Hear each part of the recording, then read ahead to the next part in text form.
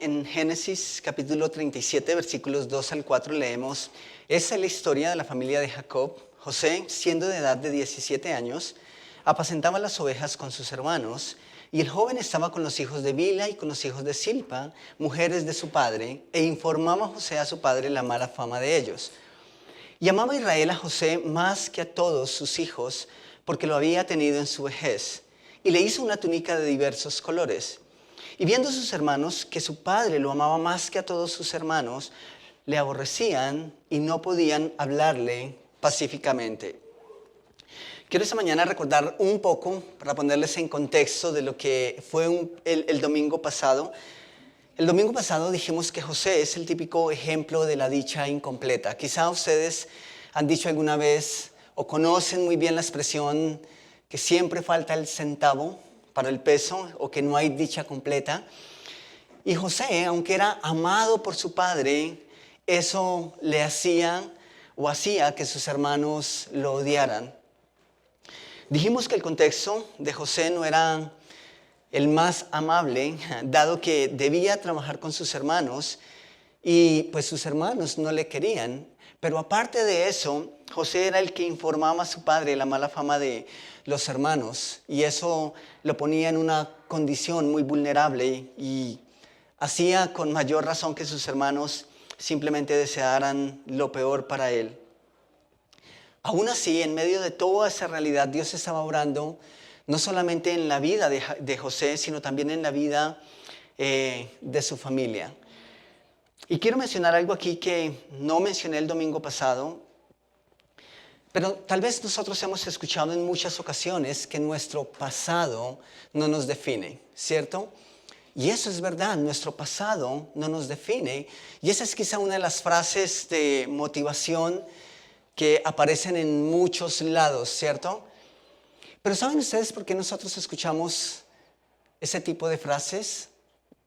Porque aunque es verdad que nuestro pasado no nos define, nuestro pasado sí nos persigue. O sea, la razón por la que decimos esas cosas es porque nuestro pasado sí nos persigue. Y nosotros vamos a notar que los actos de los antepasados de José, de una u otra forma, trajeron consecuencias y repercusiones a sus vidas. Y José tuvo que luchar con esa realidad. De una u otra forma, las decisiones que nosotros tomemos o dejemos de tomar afectan para bien o para mal los que vienen luego de nosotros. Tomamos un momento para orar. Señor, gracias, muchas gracias por tu palabra. Gracias, Padre, porque siempre tienes algo nuevo para nosotros. Y yo te ruego que esta mañana no es la excepción, que a través de tu palabra nosotros podemos conocerte mejor, pero también conocernos a nosotros mismos. Que nosotros, Señor, a través de tu palabra esta mañana podamos encontrar nuevas pautas para trabajar y dejarte obrar en nuestras vidas. Que a través de tu palabra, Señor, tú develes lo que quieres cambiar, lo que nosotros necesitamos empezar a corregir, pero también que de una u otra forma nosotros, a través de tu palabra y a través de la vida de este hombre tan especial como lo es José, que nosotros podamos encontrar una esperanza, un refugio, que podamos cobrar ánimo, Señor, sabiendo que independiente de las circunstancias, tú siempre estarás presente en cada momento de nuestras vidas.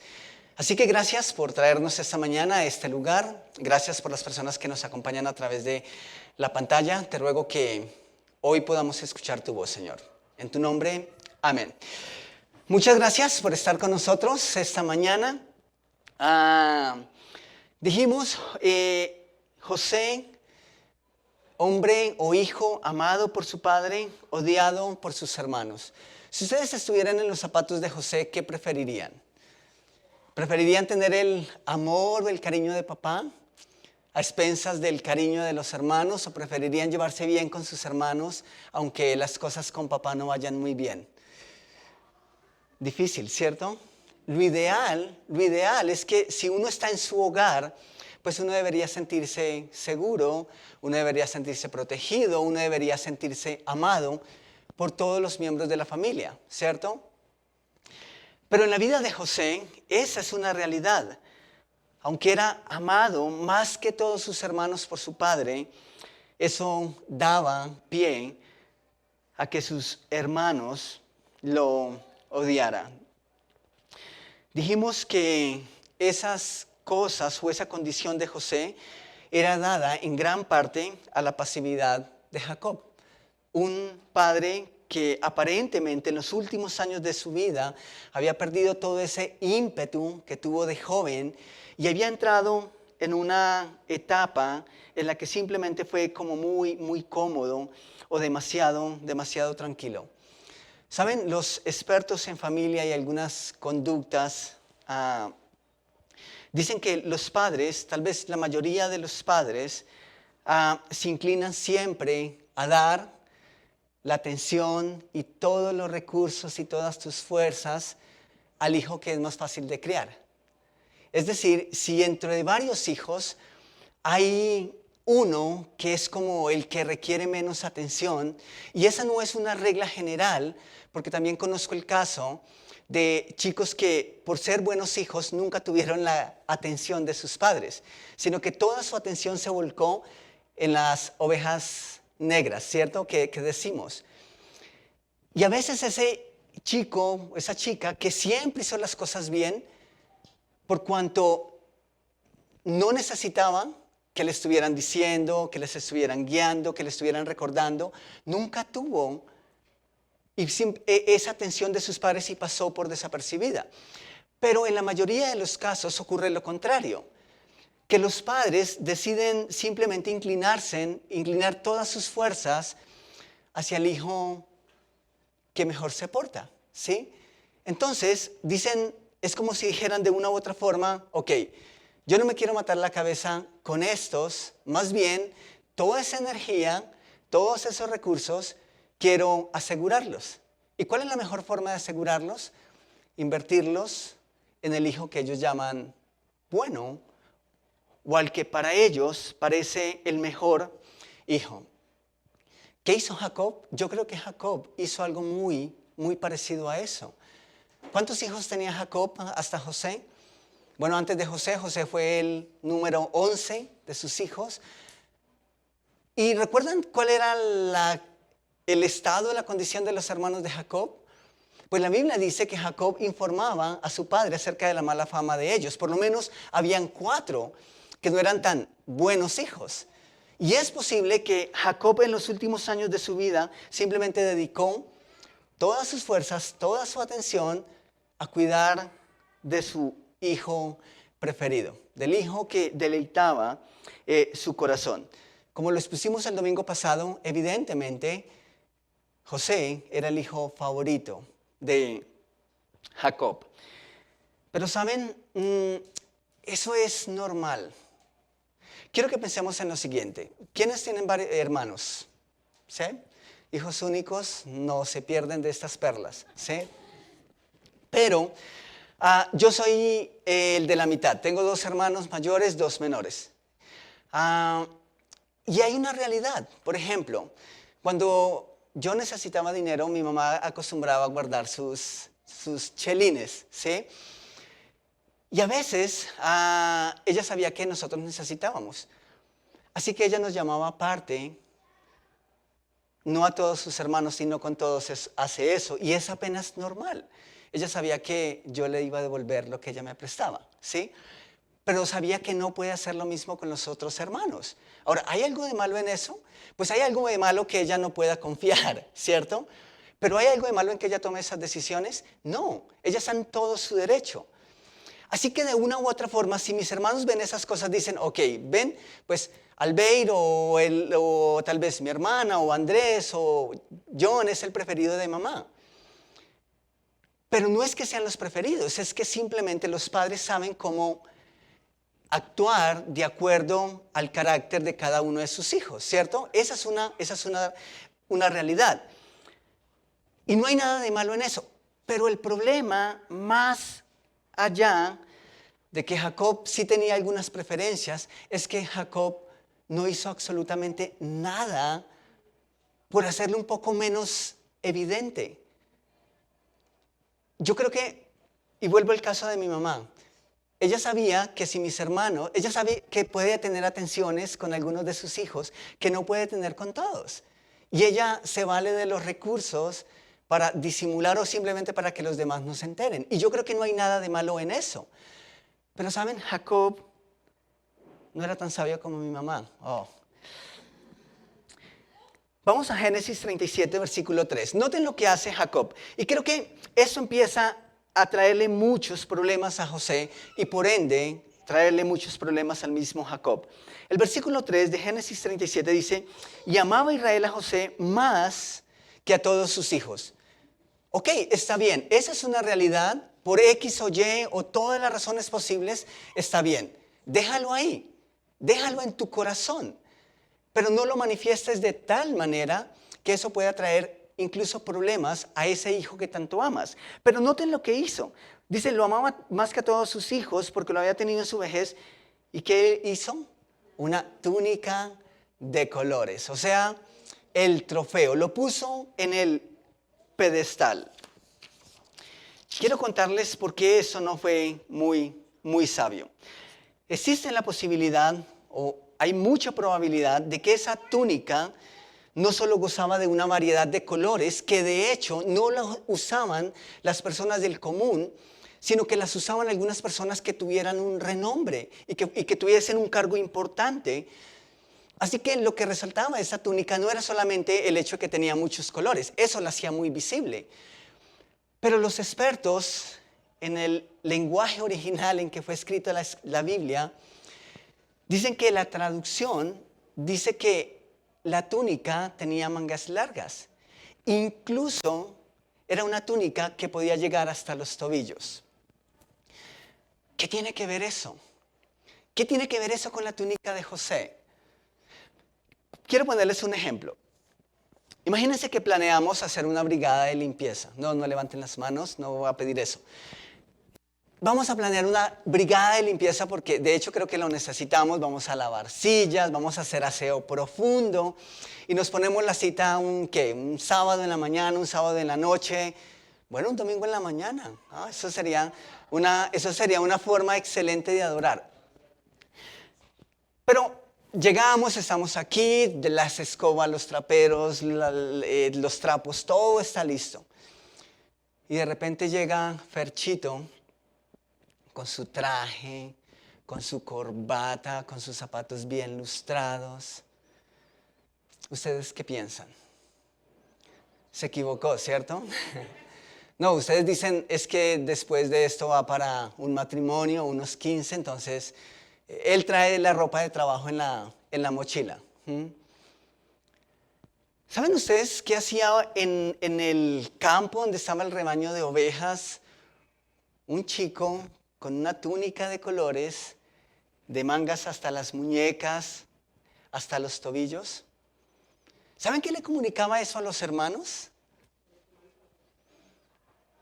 ¿A qué vienes? ¿Tú qué haces aquí? ¿Cierto?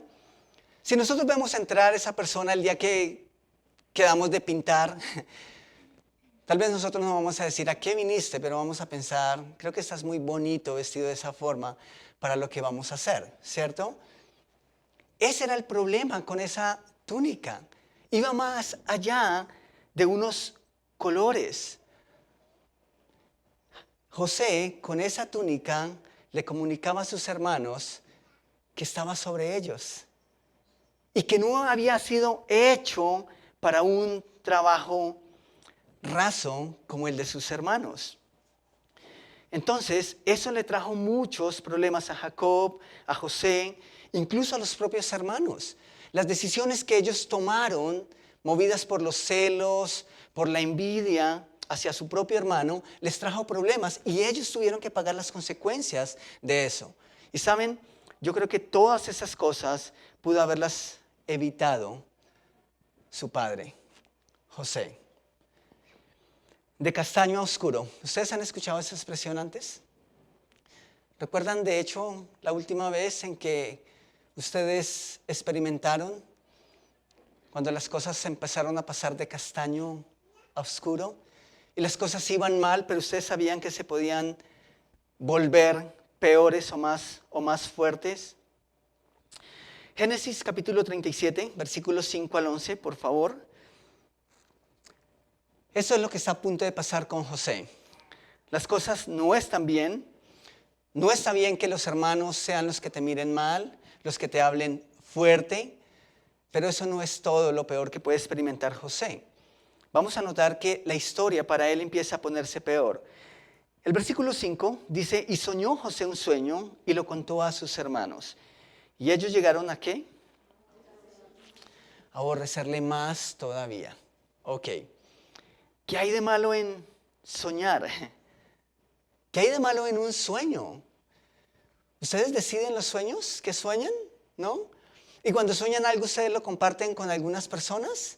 ¿Sí? Tal vez con la familia, tal vez con algunos amigos, especialmente cuando sueñan cosas buenas, ¿cierto? Y seguramente hay otros sueños que ustedes dicen, ok, no, esto no lo puedo contar, ¿cierto? Especialmente porque los expertos dicen que lo que uno sueña es lo que ha estado meditando durante el día. Entonces, no le vas a contar a tu hermano menor que le pegabas en la cabeza mientras dormías, ¿cierto? Eso no parece tan malo. ¿Saben qué sí era lo malo? Que el sueño que soñó José tenía que ver directamente con las personas a quien él les estaba contando el sueño. Y eso sí le iba a traer problemas. Lo interesante de esto es que José no inventaba esos sueños. La Escritura no dice en ningún momento que esos eran sueños o cosas que José inventara para molestar o irritar a sus hermanos. O sea, eran sueños reales. No eran sueños malos, simplemente él soñaba. Pero de una manera insensata, o tal vez de una manera no muy sabia, él lo contaba a sus hermanos.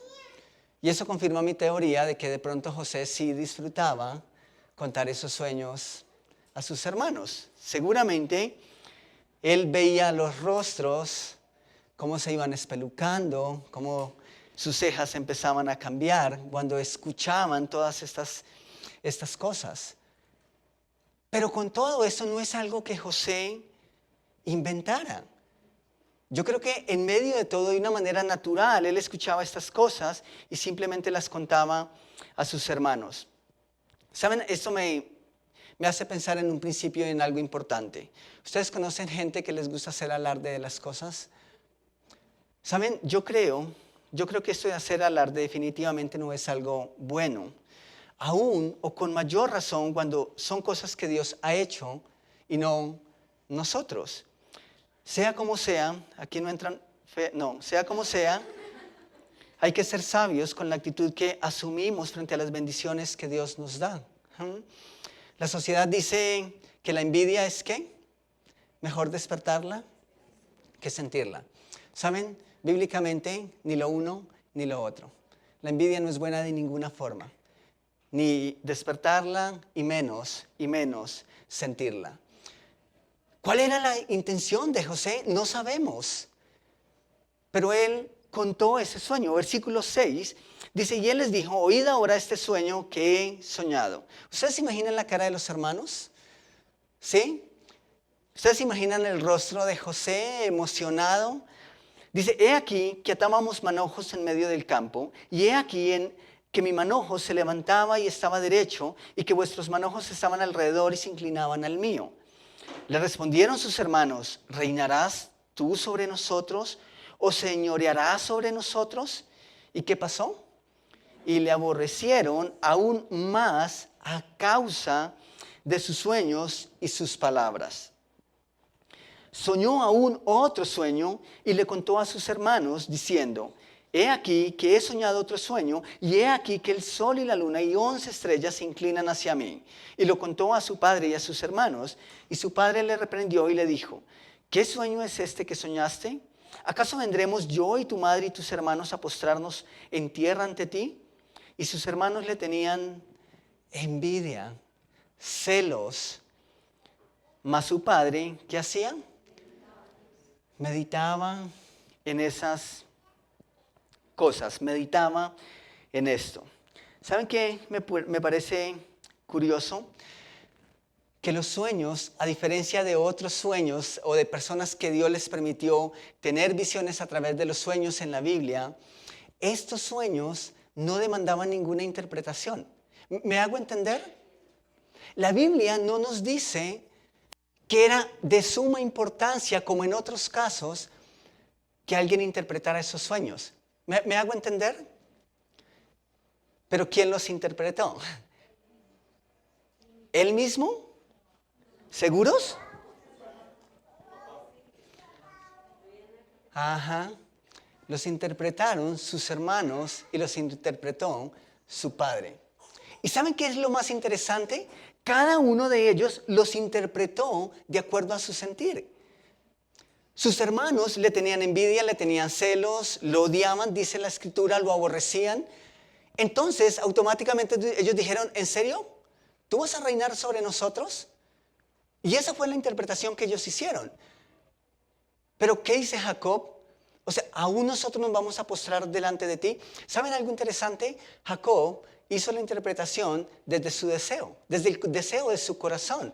Y vamos a notar que desde siempre Jacob, de una u otra forma, aunque Dios ya lo tenía estipulado, Jacob sí deseaba que José tuviese un lugar especial, diferente. Entonces, cada uno lo hizo desde su propio sentir. Lo que me sigue resultando interesante, muy interesante, es la actitud de Jacob, la actitud de este padre. Aun cuando la Biblia dice que el odio de los hermanos crecía, eso era evidente. ¿Qué dice acerca de Jacob? ¿Qué hacía Jacob? Meditaba en esas cosas. ¿Y saben la Biblia, la historia, cuando vemos al final, qué nos dice acerca de lo que hizo Jacob? Nada. Jacob no solucionó el problema. Nunca en realidad trató el problema. Simplemente eran cosas que estaban en su mente, pero nunca llegó a tratarlas de una manera seria. Y eso me hace pensar en los descuidados que a veces nosotros mismos podemos llegar a hacer con asuntos a los que incluso podríamos llamar menores. Saben, muchos de los problemas que tenemos en la vida fueron el resultado de problemas menores que no atendimos en un momento cuando debíamos de atenderlos. Y tal vez para Jacob eso era un asunto menor. Y la Biblia dice que el odio de sus hermanos crecía contra José, pero Jacob solo meditaba en estas cosas. ¿Saben ustedes qué hizo Jacob cuando sus hermanos fueron y asesinaron a todo un pueblo porque habían violado a su hermana? Parece que Jacob no hizo nada. ¿Y saben qué hizo Jacob cuando uno de sus hijos incluso tuvo intimidad con una de sus esposas? ¿Qué hizo Jacob? Jacob no hizo nada. Y ahora que el hijo de su corazón está en peligro, el odio creciente de sus hermanos está sobre José. ¿Qué hace Jacob? Jacob no hace nada. ¿Saben qué dice el hombre más sabio que ha existido en la historia? En Cantares, capítulo 2, versículo 15. Y eso es algo que usamos para referirnos a las situaciones de la pareja, del matrimonio, pero aplica para todos los asuntos de la vida. En Cantares, capítulo 2, versículo 15, por favor, vamos allá. Eso lo escribe Salomón. Y noten lo que dice Salomón, versículo 15 de Cantares 2. Atrapen todos los zorros. ¿Esos zorros qué? Pequeños. Deberíamos colocar con resaltador en nuestras Biblias esa palabra pequeños. ¿Antes qué? Antes de que arruinen el viñedo del amor, porque las vides están en flor. Ok. En esencia, ¿qué está diciendo Salomón? Cuídense de esas cosas que ustedes dicen, no, eso no es nada. Eso no es un problema, ese no es un asunto mayor. A veces esas cosas que llamamos pequeñas terminan siendo grandes problemas. Eso es muy cierto cuando tratamos las finanzas? Ustedes tienen quizá un presupuesto, ¿sí? Tal vez manejan un presupuesto, ¿cierto? Dentro de ese presupuesto hay un ítem o un rubro que diga el tintico que me tomé mientras esperaba el SITP. En ese rubro dice la empanada que me comí con mi amigo. En ese rubro dice las moneditas que de pronto le di a la persona que me limpió el parabrisas en el semáforo. ¿No tienen un rubro en su presupuesto para esas cosas? No, ¿cierto? ¿Sabían ustedes que cuando nosotros sumamos todas esas cositas, incluso el chicle que compramos antes de llegar a la oficina o al trabajo, donde quiera que vayamos, ¿sabían ustedes que eso puede significar un rubro incluso más significativo que los que nosotros sí señalamos como prioridad en nuestra lista de gastos? Esa es una realidad. Eso es un hueco grandísimo y si estás teniendo problemas con tus finanzas, empieza a tomar nota, aún de esa menta que te costó 100 pesos y empieza a sumar a ver cuánto te dan esas cositas al final de mes.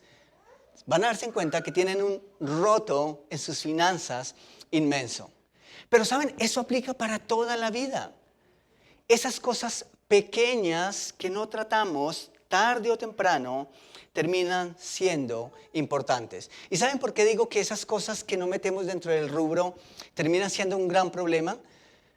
Justamente por eso, porque nosotros no las consideramos por cuanto no son grandes, no requieren un rubro. Pero cuando miramos, realmente se están llevando gran parte de nuestras finanzas. ¿Saben qué dice Salomón? Esas cosas que ustedes llaman pequeñas requieren y merecen ser tratadas en familia, en el trabajo, en la oficina, en la iglesia, en nuestro ser, con nosotros mismos, con el ser permisivos. Esas cosas requieren atención. ¿Saben? Lo que sigue realmente demuestra que Jacob o no veía la magnitud de las cosas, o si es que las veía, simplemente no les daba ninguna importancia. Quiero que sigamos ahí en el versículo 12 de Génesis 37. Génesis 37, versículos 12 al 14. Dice, después fueron sus hermanos a apacentar las ovejas de su padre en Siquem. Y dijo Israel a José, tus hermanos apacientan las ovejas en Siquem.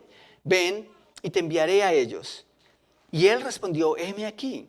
E Israel le dijo, ve ahora, mira cómo están tus hermanos y cómo están las ovejas, y tráeme la respuesta. Y lo envió del valle de Hebrón y llegó a Siquem.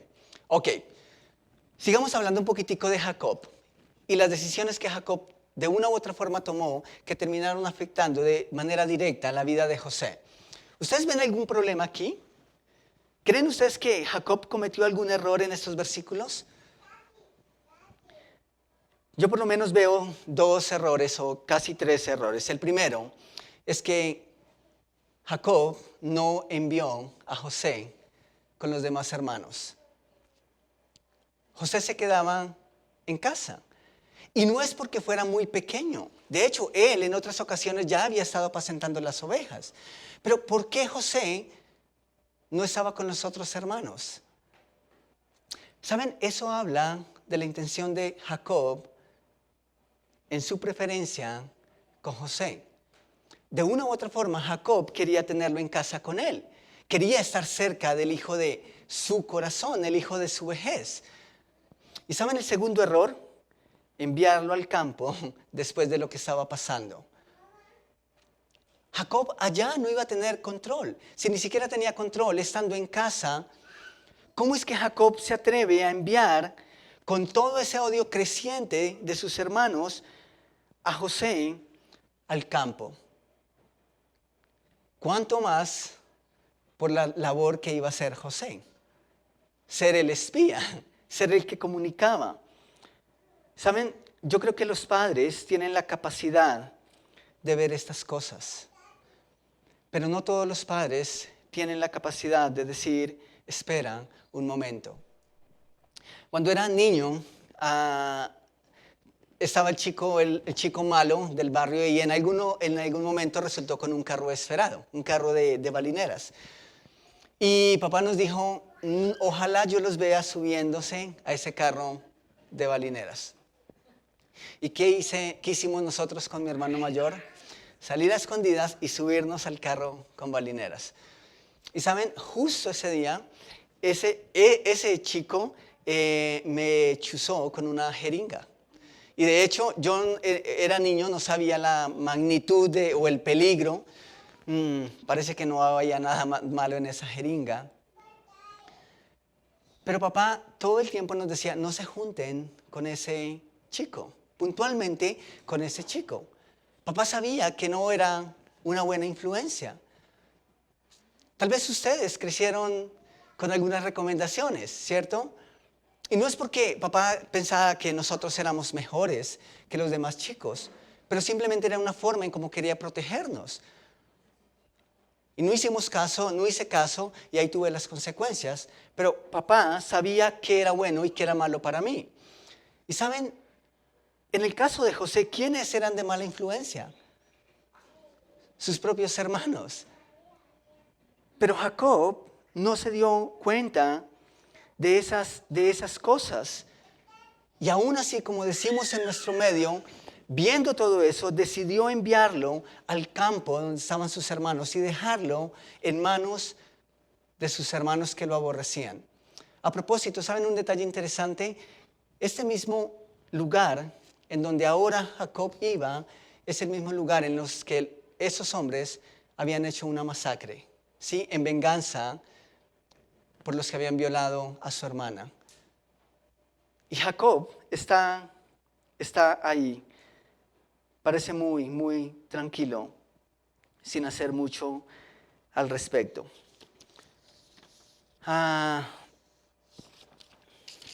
Charles Swindoll, tal vez es un autor que algunos de ustedes conocen. En su libro, la biografía de José, él tiene un libro con muchos personajes de la Biblia, es su especialidad. Y en el libro que data la historia y la vida de José, él hace algunas conclusiones respecto a este punto, y yo quiero compartirlas con ustedes esta mañana.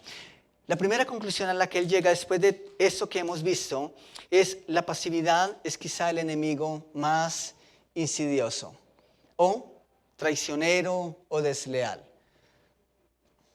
La pasividad es quizá el enemigo más insidioso. ¿Ustedes son pasivos con algunas cosas? Ustedes tienen cosas en su mente, o tal vez lo han pasado, tal vez ahora mismo, que dicen, yo sé que está ahí, sé que no, sé que debo tratarlo, pero aún así, a veces sentimos que es más difícil tratarlo y preferimos dejarlo. ¿Saben? Esas cosas que uno dice, eso se pasa, a veces no se pasa. Simplemente queda ahí y empieza a amontonarse. A veces decimos, es que no quiero molestar. A veces decimos, prefiero no decirlo para mantener la paz. Y saben, no. Esas cosas están ahí y tienden a crecer y se va formando una bomba que tarde o temprano termina estallando. Así que la pasividad es quizá el enemigo más insidioso, y eso le pasó factura a Jacob en su vejez. Segunda conclusión: ninguna respuesta es más cruel que los celos. Ninguna respuesta es más cruel que los celos. Y saben, el apóstol Pablo habla de eso también a la iglesia. El apóstol Pablo habla de los celos, de las iras y de las contiendas. Y habla de lo destructivo que pueden llegar a ser unos celos mal canalizados. De hecho, en Cantares, capítulo 8, versículo 6, eso es lo que dice, el autor dice: ponme como un sello sobre tu corazón, como una marca sobre tu brazo, porque fuerte como la muerte es el amor y duros como el Seol, ¿qué? Los celos. Sus brasas son brasas de fuego, potente llama. Sí. ¿Ustedes han visto actuar a los chicos, a los adolescentes, a los amantes, a los compañeros de oficina movidos por los celos? Sí. Unos celos mal canalizados pueden ser un arma muy, muy letal. Como también dice Swindoll, debemos enfrentar las actitudes tan fuerte como enfrentamos las acciones. Y creo que ese es uno de los puntos más interesantes esta mañana. Gran parte de la experiencia que nosotros podemos y de las enseñanzas que podemos extraer de José tienen que ver con las acciones de su padre. Debemos enfrentar las actitudes tan fuerte como enfrentamos las acciones. Una intención. De hecho, en el fútbol eso es condenable. A veces ya no se juzga si lo lastimó o no lo lastimó, sino la intención y la lectura que hacen los jueces detrás de una intervención. Entonces, familia, iglesia, yo no digo que Jacob buscaba el mal para José. No digo que Jacob buscaba el mal para sus hijos, pero de una u otra forma él pecó de una manera pasiva, omitiendo, ignorando, procrastinando, dándole largas a las cosas, rebajando las situaciones y dándole simplemente un trato muy ligero.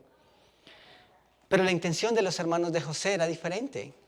Y dentro de 8 días vamos, si Dios permite, a retomar ahí. Pero si nosotros pensamos que el odio de los hermanos ya había llegado a su punto cumbre, la verdad, tenemos que leer y seguir leyendo. Porque la cosa sigue de castaño a oscuro y se va a poner mucho, mucho más oscuro para José. Pero sea cual sea la forma en que nosotros pecamos, ya sea como los hermanos de Jacob que planearon y tramaron hacer daño, o sea la actitud de Jacob pasiva, ignorando, diciendo no pasa nada, de ambas formas Dios va a pedir y va a demandar de nosotros. Ambas formas trajeron consecuencias y nosotros necesitamos ser cuidadosos en cada una de esas formas de pecado. Lo interesante es que aunque las consecuencias fueron duras, la gracia y la misericordia de Dios siempre estuvo presente en cada una de esas circunstancias. Aún aquello que podemos controlar, aún aquello que no podemos controlar, todas esas cosas descansan en la soberanía, en la gracia y en la misericordia de Dios. ¿Saben? Creo que nosotros podríamos encerrar la vida de José en una frase que vemos y que define la imagen y el reflejo de Dios y la presencia de Dios en cada una de sus etapas. Y es, lo que ustedes tramaron para mal, Dios lo ha vuelto para bien. Eso es Dios, y es su gracia, y es su misericordia. No importa si hemos sido lapsos con cosas y ahora necesitamos corregir. No importa si de pronto hemos cometido unos errores abiertamente y ahora necesitamos empezar a recoger. La gracia y la misericordia de Dios siempre, siempre nos van a permitir empezar a trabajar en esas cosas. Dios puede volver eso negro, incluso blanco. Tan negro como era nuestro pecado, tan blanco como Él pudo hacerlo posible o a través de su sacrificio en la cruz. Tomamos un momento para orar.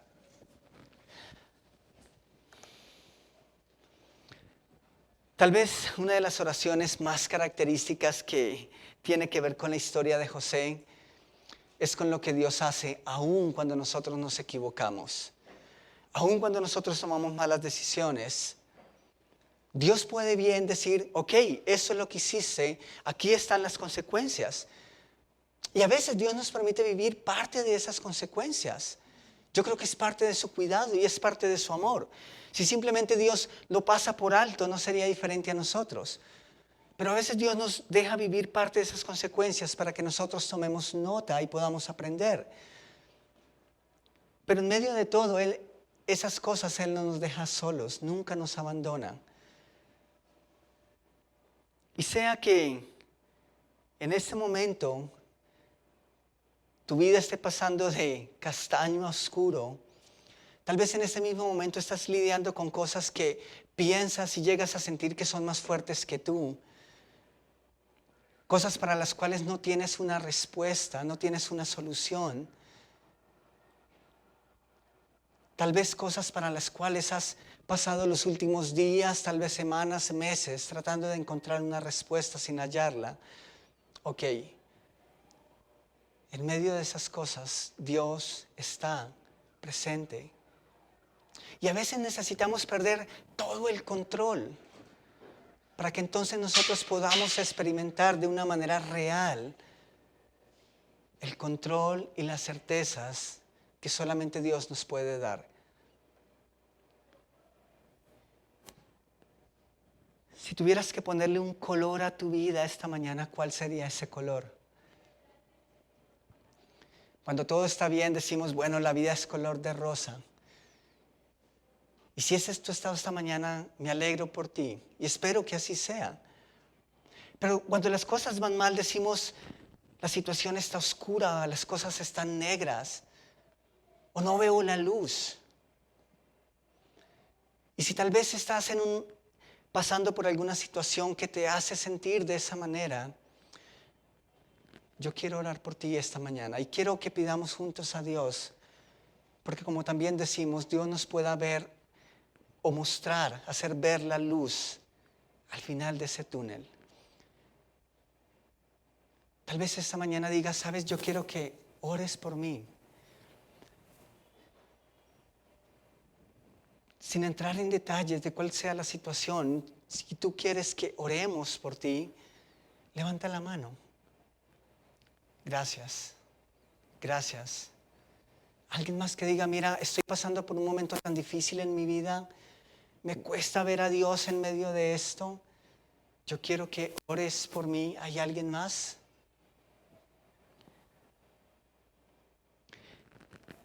El domingo pasado,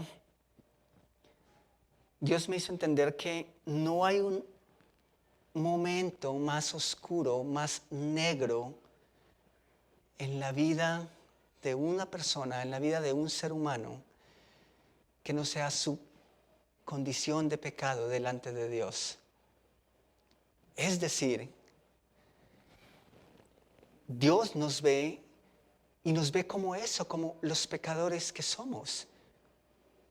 Y antes de Jesús, todos, cada uno de nosotros, estábamos ahí en nuestro estado y nuestra condición más precaria, más oscura.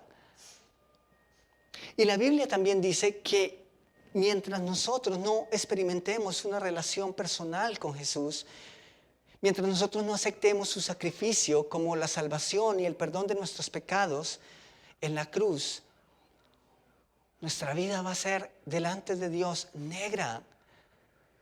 Y nuestra vida va a ser así. Por más que incluso nosotros digamos, la vida es una maravilla, nos estamos perdiendo de la mejor vida sin Jesús.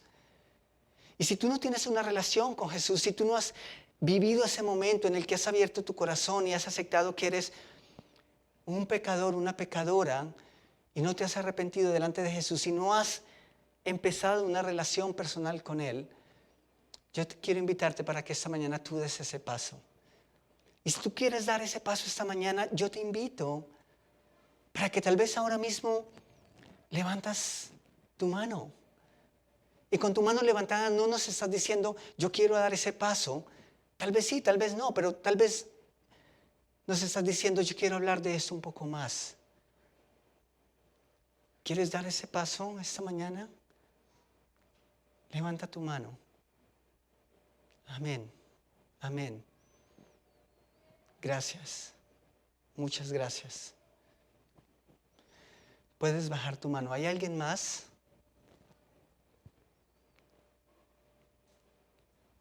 Tal vez sientes que no es el momento y está bien.